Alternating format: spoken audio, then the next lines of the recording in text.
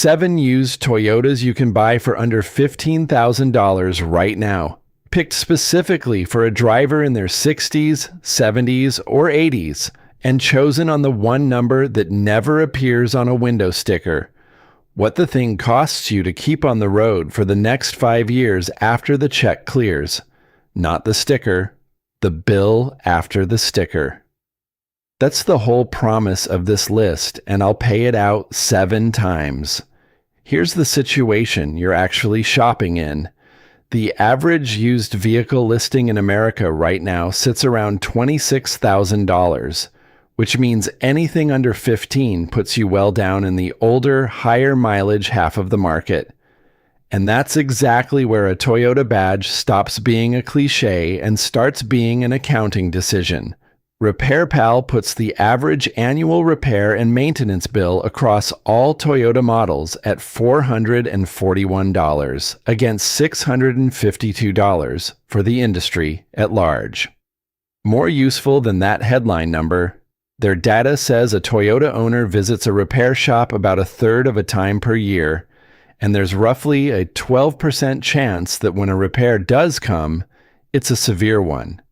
That last figure is the one that matters when you're retired. It isn't the size of the average bill that hurts. It's the surprise $4,000 bill in February. I've had these engines apart. I've pulled valve covers off 2 AZ FE4s that were so carboned up behind the oil control rings you could scrape the return holes clear with a pick and watch the oil finally drain. I know which of these cars gets you to 200,000 miles on fluid and filters, and which one has a specific 4-year window you should walk away from. 3 things to hold on to while I go. Number 4 is the one I'd put my own mother in. And it's also the badge that had a documented oil burning defect in an earlier window, one Toyota assigned an actual program code to. A program that has now expired. Number 5 is where a dealer will quote you thousands for a component and an independent specialist replaces for a fraction of it. And I'll give you both numbers. And number 6 has doors that slide instead of swing, which stops being a minor detail the day a hip or a shoulder stops cooperating. That one's under 11 grand. Let's get into what cheap to maintain really means, because the phrase gets used lazily. It does not mean cheap oil changes. Every car on Earth has cheap oil changes. What it actually means is a low parts count in the places that fail, and a low severity when they do. A car that needs a $160 sensor every couple of years is cheaper to own than a car that needs nothing for 6 years and then eats a transmission. The old hands in this trade have a rough way of sorting cars. How many hours does the ugly job take, and how many special tools does it need? Toyota, through most of the years we're discussing, built to a philosophy where the ugly jobs were rare, and the routine jobs were done with hand tools by a person of average patience. That is the running comparison through all 7 of these, how these were built against how a lot of what's sold now is built, where a headlight bulb is a bumper-off job and the water pump lives inside the timing case. One more frame before the list. 2 federal and corporate dates matter enormously for an older driver shopping used, and they're free money if you know them. Backup cameras became mandatory equipment under Federal Motor Vehicle Safety Standard 111 on every passenger vehicle under 10,000 pounds built on or after the 1st of May, 2018, phased in from 2016, so plenty of earlier cars have them, but nothing is guaranteed before that date. And Toyota's own safety package, the automatic braking and lane departure bundle, went standard across almost the entire Toyota and Lexus lineup by the end of 2017. Under $15,000, you are almost always shopping below both of those lines. So you check the individual car, not the brochure. Number 1, the Corolla, and specifically the 2015 through 2017 cars. I know, putting a Corolla first on a list about cheap ownership is like putting bread first on a list about sandwiches. But look at the actual figure rather than the reputation.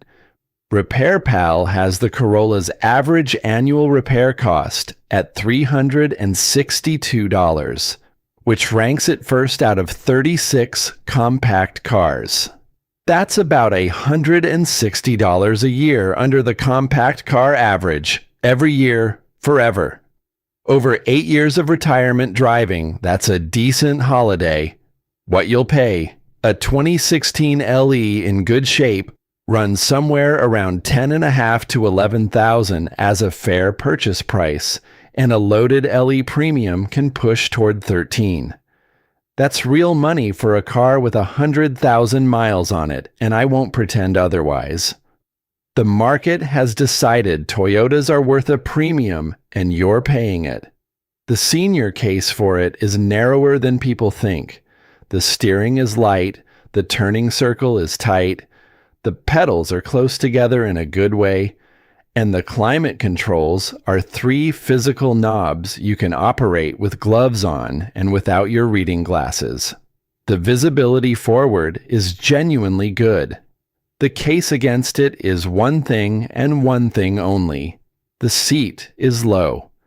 If your knees or hips protest getting up out of a dining chair, they will protest this car twice a day, and no amount of reliability data fixes that. By the way, if you drive a Toyota and want to keep it running for hundreds of thousands of miles, what you do before something breaks matters far more than most owners realize. That's why I put together the 500K Mile Car Care Bible. It covers 101 habits that can help your Toyota last longer, the warning signs you should never ignore, and how to spot mechanic upsells that quietly drain your wallet. To get your copy, just scan the QR code on screen with your phone's camera, or grab it from the first pinned comment below. The mechanical note that matters. From 2014, these went to a continuously variable transmission, and there's a whole camp online that treats CVT as a dirty word. On this specific application, in my experience and in the failure data, it has held up well. But it wants its fluid changed. And I'll come back to that hard later, because it's the whole spine of this video. Which brings me to the car that solves the Corolla's one real flaw. Number 2, the Camry, 2014 through 2016. If the Corolla sits too low, the Camry is the answer, and it's the answer for a specific engineering reason rather than a vague one. The door sill is low and the opening is wide and tall enough that you're sliding sideways onto the seat rather than dropping down into it. That single geometry, sill height against seat cushion height, is the whole game for getting in and out, and it's the thing you cannot judge from photographs. You judge it by sitting in the car 5 separate times in the dealer's lot until you're bored. Do that. Bring a coat, because a winter coat changes the answer. Pricing on these has settled. A 2015 Camry from a dealer runs roughly $12,000 to $13,500 depending on trim, and Kelley Blue Book has the average resale value sitting a bit over $10,500. Fuel economy on the 4-cylinder is around 25 in town and 35 on the highway, which for someone doing 8,000 miles a year is essentially a non-issue. Mechanically, this generation is about as boring as a car gets, and boring is the highest compliment I have. The 2AR FE4 is a genuinely good engine. Timing chain rather than a belt, so there's no $2,000 service waiting for you at 100,000 miles, which is a thing that catches people out on other brands. The 6-speed automatic behind it is conventional. Real torque converter, real planetary gear sets, real clutch packs. Parts are everywhere, and every independent shop in the country has seen 1,000 of them. The honest caveat: There's a known shudder complaint on some 2012 to 2014 cars with that transmission, addressed in a technical service bulletin, and it typically shows up as a faint vibration at light throttle around 40 to 45 miles an hour, like driving over very fine rumble strips. On a test drive, get it to that speed, keep your foot barely on the pedal, and pay attention. If you feel it, that's not automatically a deal breaker, but it's a bargaining chip, and it's a reason to look hard at the fluid history. Now, if you want everything the Camry does but quieter, and you don't mind buying a car that most shoppers overlook entirely, there's a better option sitting on the same lot for less money. Number 3, the Avalon 2013 and 2014. This is the sleeper, and it's the one I'd point at first if the buyer's main complaint about modern cars is that they're loud and cramped. A 2013 Avalon has a current resale value around $9,000. $9,000 for what is essentially a Lexus ES with a different badge on the trunk. Same basic bones, same V6, same 6-speed, a hushed cabin, 10 airbags, and rear seat room that a full-grown adult can use without negotiation. Toyota redesigned it for 2013, and the 4th-generation car got a stiffer body shell and better sound suppression than the one before it, which was already quiet. For a driver whose hearing isn't what it was, cabin noise isn't a comfort issue. It's a fatigue issue and a hearing aid issue. You will notice this car on a 2-hour drive to see the grandkids in a way you won't notice a spec sheet. The V6 is the 2GR, which is one of the better engines Toyota has ever built, and it's paired to a conventional automatic. It drinks more fuel than the Camry 4, obviously, but at low annual mileage, the difference is a couple of $100s a year. 2 honest marks against it. First, a backup camera was not standard across the range on the 2013 car. It arrived as standard on the base trim for 2014, so check the individual vehicle rather than assuming. Second, Consumer Reports subscribers on this generation flagged paint problems, fading, peeling, and chalking, particularly on horizontal surfaces. Walk around the roof and the trunk lid in daylight. That's cosmetic. It doesn't stop the car, and it's a price negotiation. But it's real, and you should know before you fall in love with it. Which brings us to the one I'd actually hand the keys to. Number 4. The RAV4 2015 and 2016. This is the longest section for a reason. If you asked me to pick one vehicle for a 75-year-old with a mildly unhappy back and a driveway that needs shoveling, this is it. And the reason is geometric rather than emotional. Compact crossovers of this era put the seat cushion roughly 25 to 28 inches off the ground. That range is roughly hip height for most adults, which means you don't drop down into the car and you don't climb up into it.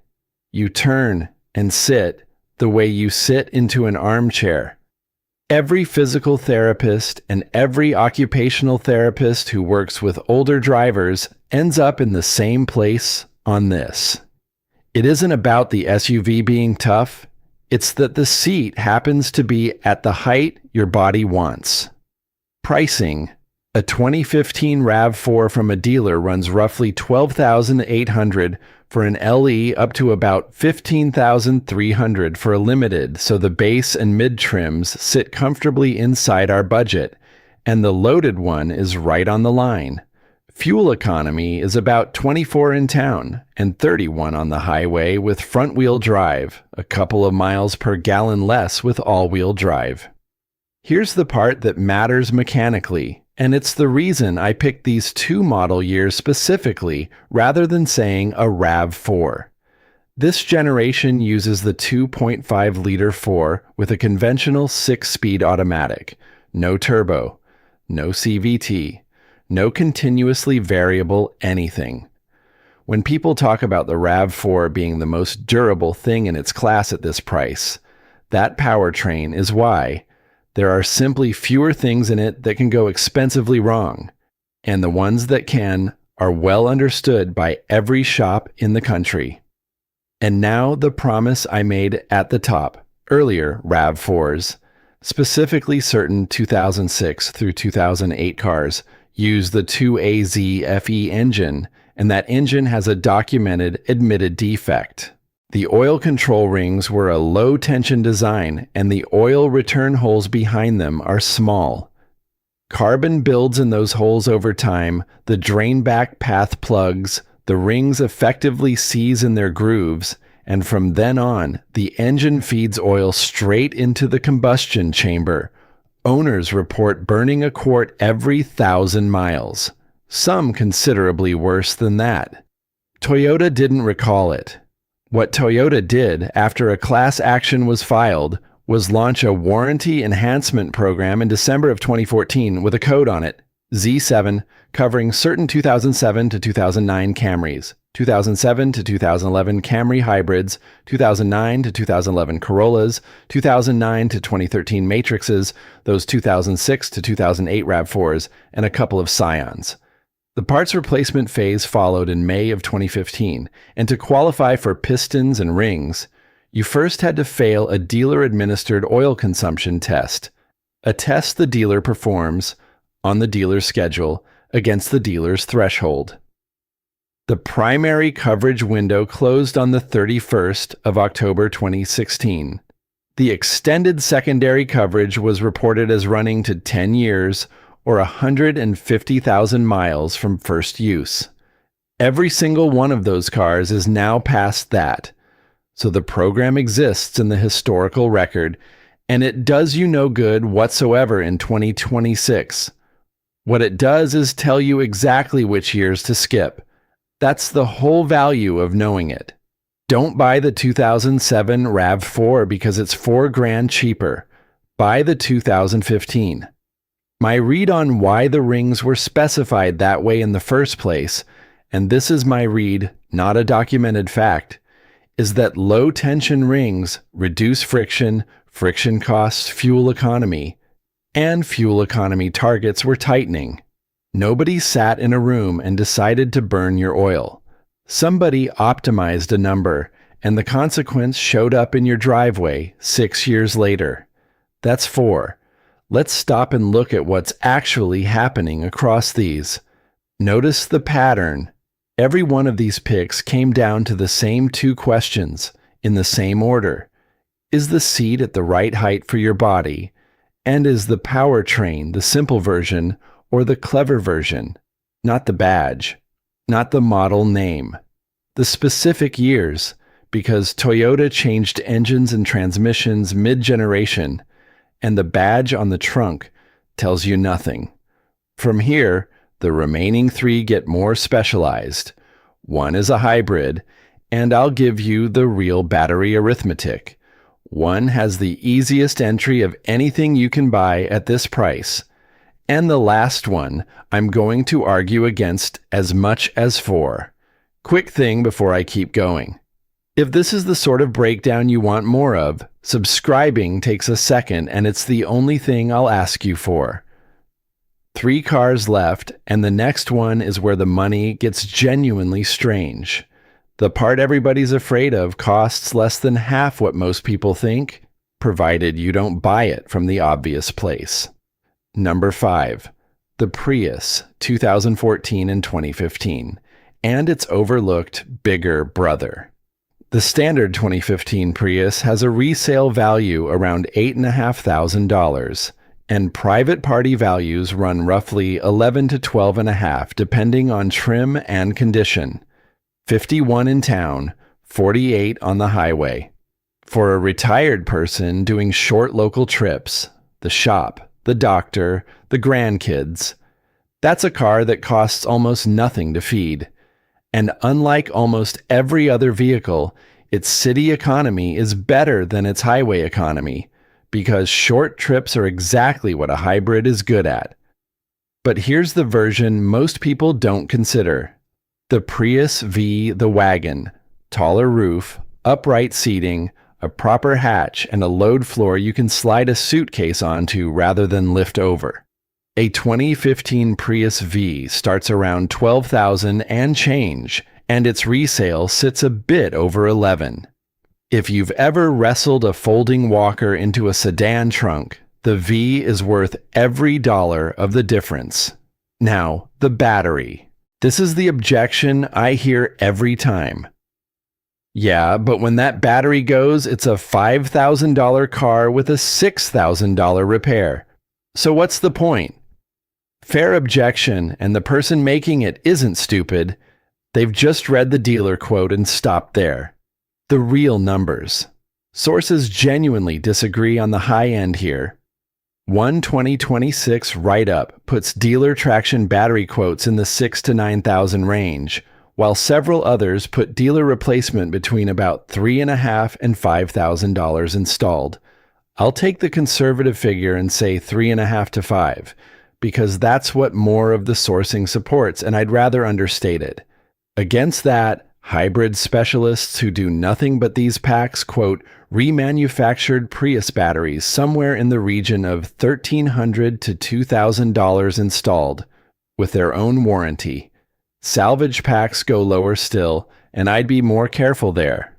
So the fear is real, but the number attached to the fear is roughly double what it needs to be. Toyota's current coverage on hybrid batteries runs 10 years, or 150,000 miles, but a 2015 car predates that and is long out of any of it, so assume you're paying. Budget $2,000, hope you never spend it, and understand that if you do, that pack should carry the car another 100,000 miles. The other thing nobody tells you, the hybrid system malfunction warning that terrifies people, is very often the little 12-volt battery in the back, not the traction pack. That's a couple of $100. Check the cheap thing first. Always check the cheap thing first. Number 6, and this is the one I flagged at the start, the Sienna 2013 and 2014. Doors that slide.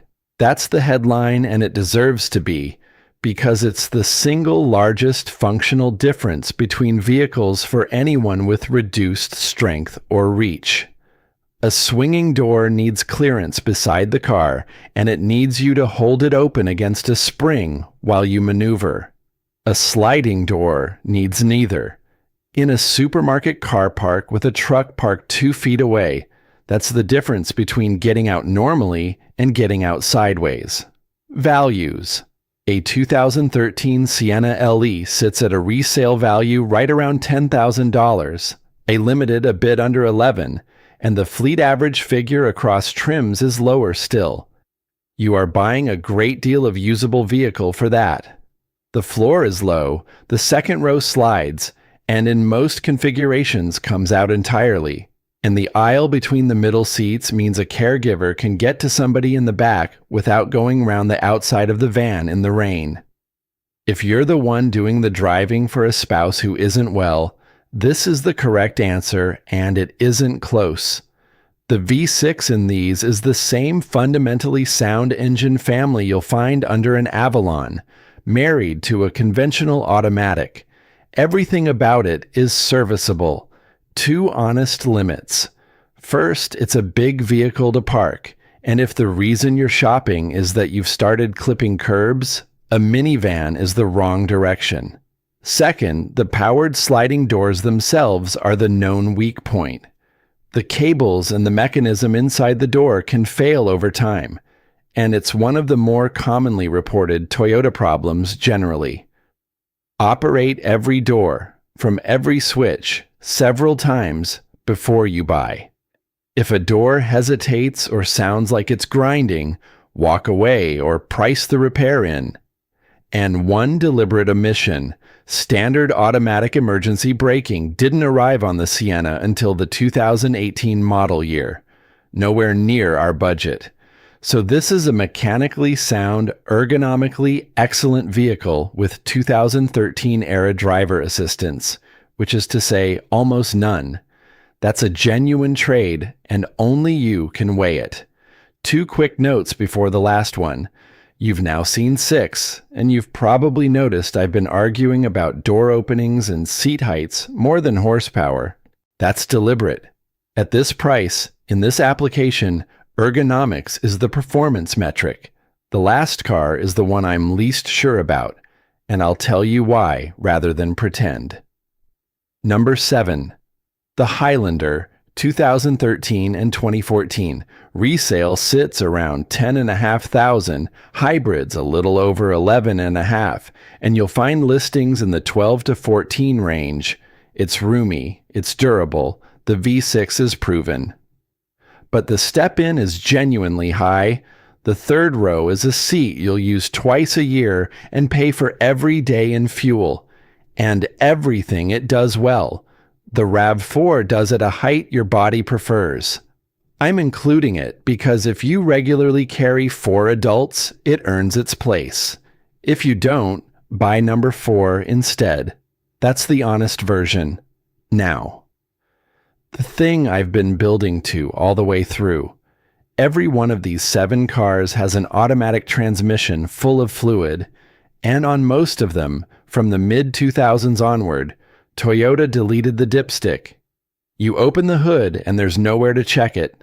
The fluid inside is called ATFWS, World Standard, and the word attached to it in the marketing, in the sales conversation, and in the understanding of nearly every owner I've ever spoken to is lifetime. Take that word apart because the important question is whose lifetime? In engineering, lifetime has a specific and unromantic meaning, the length of the warranty. That's it. That's the whole definition. Independent shops who work on nothing but these cars will tell you exactly that.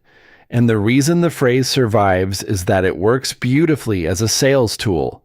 It makes the projected ownership cost of the car look lower on the page than a competitor's at zero cost to the manufacturer, because the bill lands years after the warranty has closed and the second owner has the keys. That second owner is you. Now look at the documentation, because this is where it stops being an opinion. The bulletin language circulated to dealers on this fluid, as quoted by owners and shops, manages to say 2 contradictory things almost in the same breath.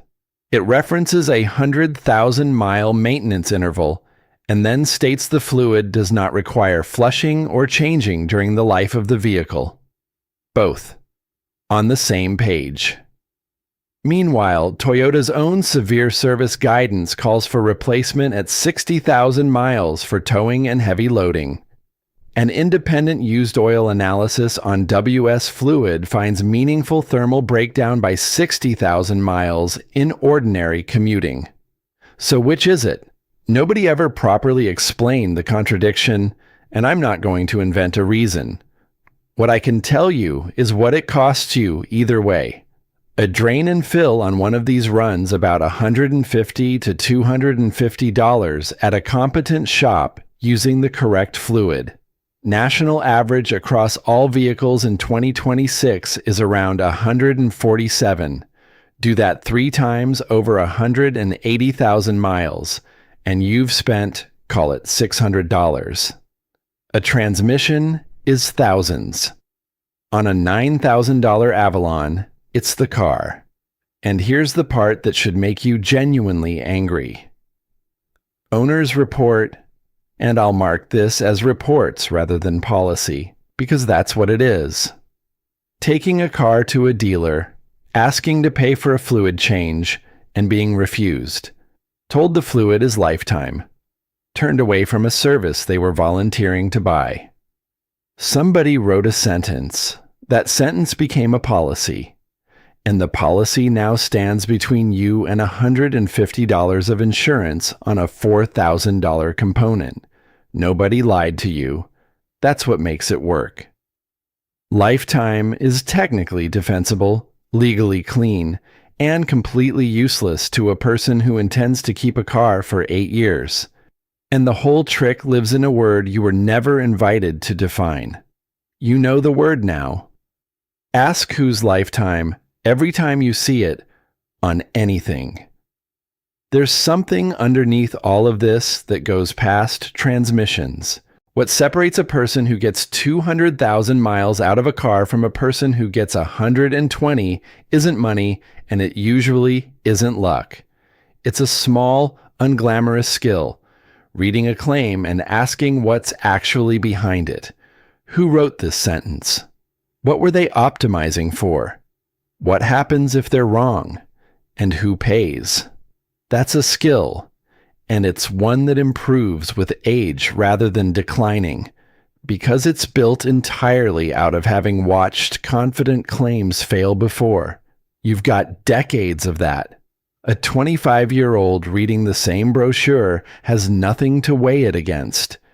Every time you look at a spec sheet and think, hang on, that word is doing a lot of work. That's not cynicism. That's judgment. And it's the only genuinely appreciating asset in this whole conversation. Good engineering doesn't mind being questioned. It holds up. It's the marketing wrapped around it that needs you not to look too closely. And the older I get, the more clearly I can hear the difference between the two just from how a claim is phrased. Right. Here's the whole thing, in order, and then a procedure you can actually run. The 7, Corolla, 2015 to 2017, cheapest to run, but sits low. Camry, 2014 to 2016, the sedan that solves the low seat problem. Avalon, 2013 to 2014, the quiet one, and the best value on the list at around $9,000. RAV4, 2015 to 2016, my pick, seat height right, powertrain simple, and avoid the 2006 to 2008 cars entirely. Prius, 2014 to 2015, or the V-Wagon, and budget $2,000 for a remanufactured battery you'll probably never buy. Sienna, 2013 to 2014, sliding doors, the correct answer if entry and exit are the problem. Highlander, 2013 to 2014, only if you genuinely carry people. Now the procedure. Don't use a rule of thumb. Run this on the actual car in this order. 1. Sit in it 5 times before you drive it, wearing what you actually wear. In and out, 5 times. If your body objects on the 3rd, the car is wrong regardless of every number I've quoted. 2. Take the VIN and check open recalls yourself through the federal database rather than taking the seller's word. Recall work is free at any dealer, and unfinished recall work tells you something about the previous owner. 3. Ask one question about the transmission fluid and watch the face. Has it ever been changed, and do you have the receipt? No receipt means assume never, and price a service into your first month. 4. Pay for a pre-purchase inspection at an independent shop of your choosing, not theirs. It runs about $150 to $200, and it is the highest return money in this entire process. 5. Do the arithmetic out loud. Purchase price, plus everything the inspection found, plus a fluid service, plus a set of tires, if the ones on it are older than 6 years. If that total is still comfortably under what you'd spend on 3 years of payments, buy it. If it isn't, walk. There is another one of these on the next lot. There is always another one. Do that. And here's what happens. Nothing. For years. No call from a service advisor with that particular tone in their voice. No repair that costs more than the car. The bill simply doesn't arrive, month after month, and you stop thinking about the car at all, which is the highest praise any vehicle has ever earned. Now I want to hear from the people who've actually lived it, because your mileage is worth more than my opinion. Tell me the model, the year, the odometer reading today, and the single most expensive thing that's gone wrong. That's it. If you're sitting on a Camry with 240,000 miles that's needed nothing but brakes and a battery, say so. And if you're the one whose Toyota broke your heart, say that too. because I'd rather this comment section were honest than flattering. I read them, all of them, eventually, and the running total across a few thousand of your odometers tells me more than any survey does. And the mechanics watching, you know who you are. You're the ones already typing about the shutter complaint I mentioned back at the Camry. You're right that I skated over it. I've been chasing that one for a while, because the fix that gets applied and the fix that actually works aren't always the same fix. And I haven't got to the bottom of it yet. When I do, it'll be here. If you want to be around for that, subscribing is how. Go sit in 5 of these before you spend $1. Take your time getting out.